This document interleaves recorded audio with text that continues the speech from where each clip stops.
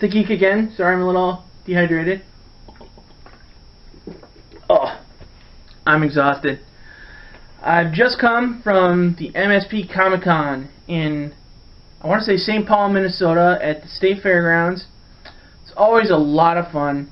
It's the greatest kind of window shopping for a toy or comic collector out there. You find all sorts of stuff. You'll never know what you're going to find. You can find shows that they've never released on DVD, bootleggers. You'll find toys you'll never expect to find. You'll find comics that you've been hunting for years. I found a Transformer book I've been looking for 3 years this weekend. And I can finally start reading that series, because I wanted to wait until I had at least this one book so that I could have a good run going. I now have issues 1 through, I want to say, 57. It's a lot, out of 80 books, by the way. But we're not here to talk about the Transformer comics, which is too bad. I hope to talk to you guys about that sometime. But today, we're going to talk about something else I found, and I'm really excited about this because this thing is obscure. If you're any kind of Transformers fan, you remember the show Beast Wars, and of course, every Transformers show has an associated toy line. But there were some toy lines that didn't have a cartoon show connected to it. This was a toy spin-off of Beast Wars called Machine Wars. And I think it was just an excuse to make robot-themed Transformers, and I can't say I know anything about this line other than that it existed. Until I saw this sucker at the convention, I completely forgot this toy line existed. And I'm starting to wonder if I ever did see it. I think I might have seen it once or twice and just thought, that's stupid, and not even buying the toys because it made no sense story-wise. But then I saw this, and nostalgia just kicked into me. I looked it over. Sadly, the package has been damaged, so collecting, as far as collections go, it's not really of value. And then I saw the Kenner logo. Remember Kenner, kids? Before it got bought out by Hasbro? They made Star Wars toys back in the day, too. That was their claim to fame. And then Star Wars died, and so did Kenner. And then Star Wars came back, but Kenner did not.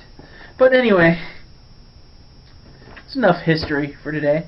Let's tear this thing open and take a look at the Transformers Machine Wars Evil Decepticon Starscream. One last little note. I'll show a photo of it later. The Decepticon symbol is shown here. This is the Generation 2 recreation of the Decepticon logo. This is not the original Decepticon logo, and that makes me happy for some reason. I don't know why. Maybe it's because Gen 2 never gets any love. I'm just happy to see that it's there. But let's rip this open and see what we got. Okay guys, this is the figure I've been telling you about. This is the Machine Wars Transformers Evil Decepticon Starscream. And I find it funny that they made a Starscream character for this line of toys, even though in the story of Beast Wars, Starscream actually showed up. Now, he didn't have a big part. He was addressed in the one episode. But I just think it's kind of ironic to see Starscream at all in this line, considering his Beast Wars past. And I really enjoy seeing the Kenner logo. It's just a fresh reminder of where Transformers came from. And I just enjoy seeing it. But this is the box. As I said, it's got some damage in the bubble. There's a crack here.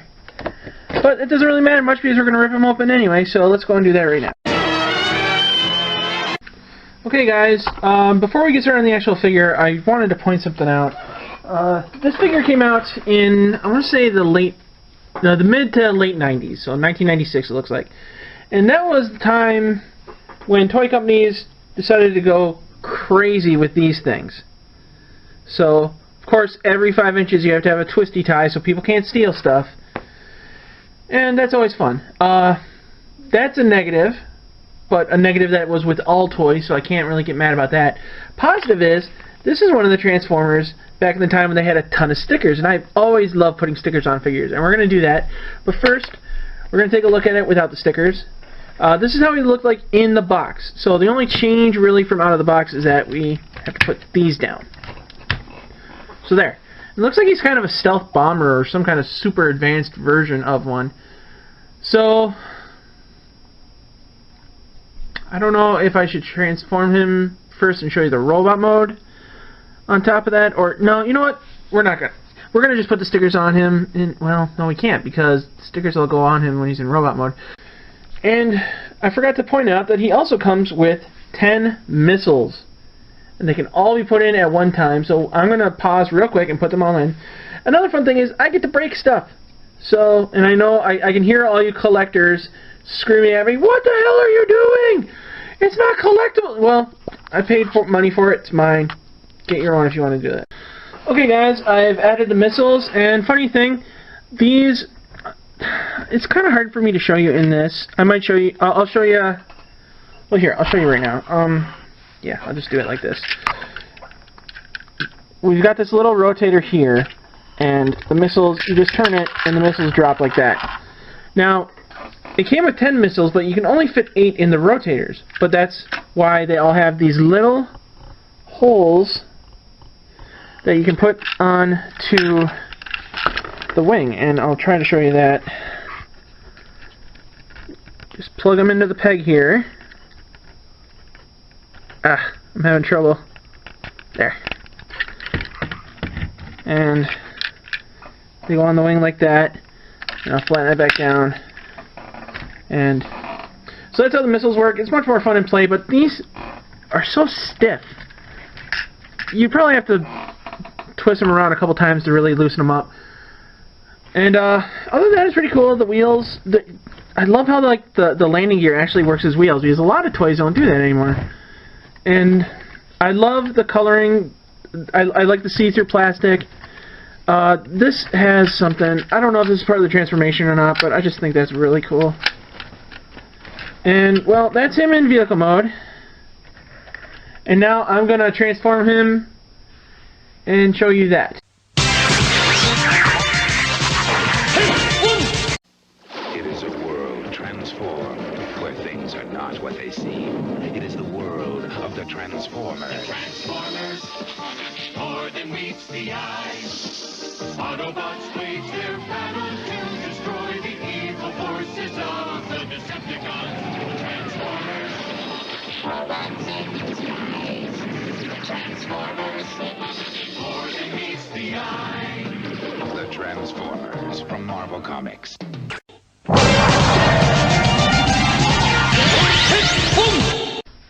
Okay, guys, here is Starscream in robot mode, and I'm really, really angry about something. In all the promotional art, you can see that Starscream is wielding a gun with a green tip.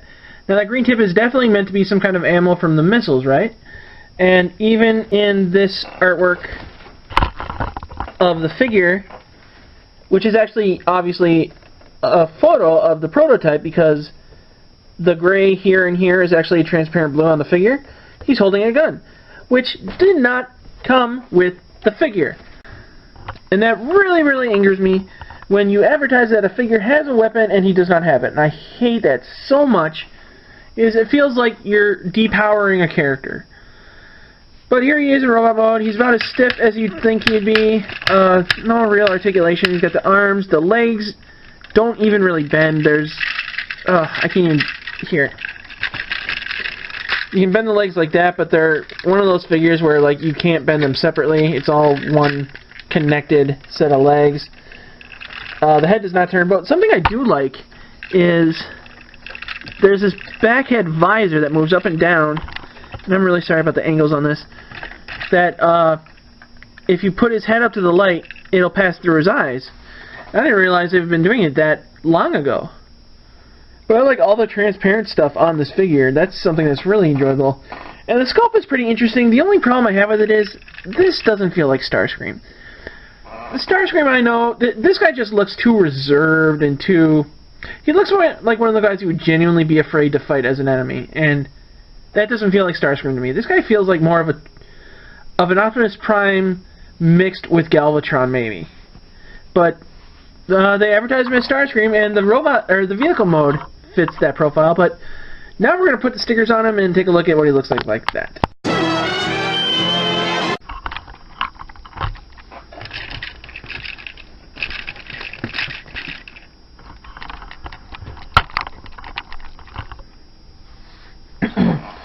Okay guys, here he is with the stickers, and another beef I have with this, not with the figure itself, but more with like the way the toy makers really just didn't care about customer service to a point. Not only did they stop giving you the little instruction booklets and start giving you this cutout on the back of the box, also they only gave you the sticker instructions for him in robot mode. And even there, it's goofed up because half of the stickers are the wrong numbers and the other half are only visible in vehicle mode. Yet the only sticker picture we have is for robot mode. So what the hell? And it's just like I had to look on the artwork to find half the stickers, and the other half I had to decide, oh wait, that's this sticker. It's a little different because the photo is the prototype version. And first it's the sticker crap, and then it's the gun. And here's the real kicker, the thing that pisses me off more than anything else. And it's a little thing, but it pisses me off because it was a major selling point for me. If you see, I don't know if you can tell very well, but you can see that's the Generation 2 Decepticon logo. Well, guess what kind of Decepticon logo's on the friggin' sticker sheet? The classic one, which I'm not saying is bad. I love classic Decepticons, but if you promote the friggin' Gen 2 symbol, have the gall to at least follow through with that and say, oh, you know what, halfway through production, we're going to change like 7 of the selling points because we'll probably save 20 bucks. And it just pisses me off so much. He has no gun. His stickers are goofed up. I am refusing to put these Decepticon stickers on him because I wanted the friggin' Gen 2 stickers. I'm really angry. I'm sorry. That's my beef. I will stop pouting. But the figure itself is pretty good for the time. You know what? Not even for the time. No, by this time we had B-Source figures, and those guys moved properly. And this just felt like Kenner was just saying, you know what, let's crap some other figures out of our butt and see if they'll sell, which they didn't. And I genuinely feel it's because of the quality of the figures. This is crap. I like the figure itself just because it's old and nostalgic. The figure itself is stiff, feeling like it was made in the original Gen 1 run, which it was not. This thing was made in the 90s. Transformers have been around at least 10 years by then. What the hell? There's no excuse for this. And I'm not happy, and I will try to be calm. I'm sorry. But for what it is, it's an interesting figure. It's definitely a very big departure from the Starscream we all know and love to hate. If this guy wasn't named Starscream, I would like him a lot more.